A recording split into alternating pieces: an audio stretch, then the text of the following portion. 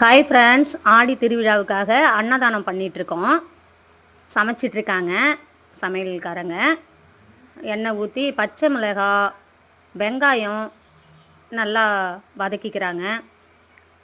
நல்லா வதங்கினதும் உப்பு போட்டுக்கிறாங்க.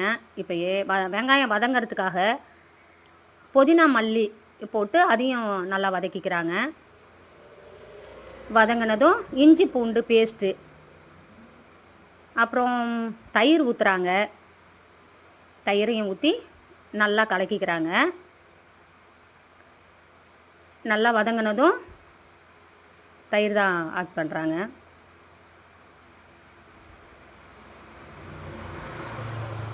தயிர் ஊற்றி நல்லா கலக்கினதும்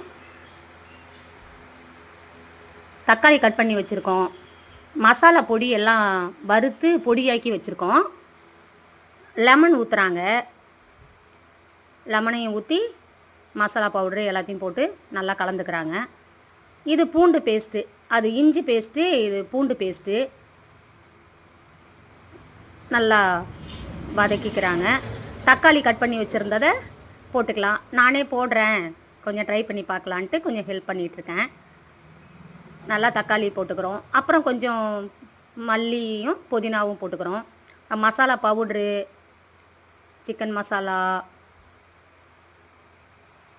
தனியா பவுடர் எல்லாம் கட் பண்ணி மிக்ஸ் பண்ணிக்கிறாங்க. எல்லாத்தையும் கட் பண்ணி கொட்டிக்கிறாங்க. நல்லா வதக்கிக்கிறோம். நல்லா வதக்குறாங்க. மஞ்சத்தூள் போட்டுக்கிறாங்க.